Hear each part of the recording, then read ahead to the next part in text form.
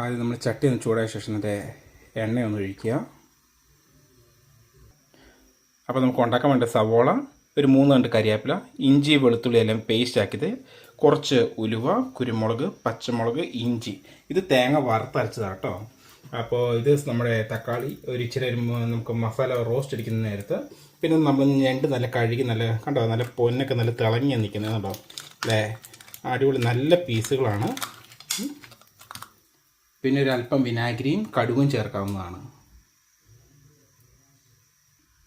എണ്ണ ചൂടായ ശേഷം ഇച്ചിരി കടുകിടുക, കടുകിട്ട് പൊട്ടിക്കുക. ചൂടായ ശേഷം ഇച്ചിരി ഉരുവി ഇടുക, അല്പം പച്ചമുളകും കരിയാപ്പിലും.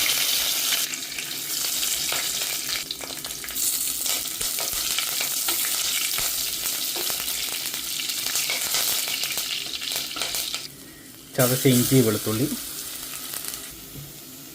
ഒന്ന് മൂത്ത് വന്ന ശേഷം സവോള ചേർക്കുക, ആവശ്യത്തിന് ഉപ്പ്, ഒന്ന് വഴച്ചു വന്ന് കഴിയുമ്പോൾ തക്കാളി ചേർക്കുക, വറുത്തരച്ച തേങ്ങ ചേർക്കുക,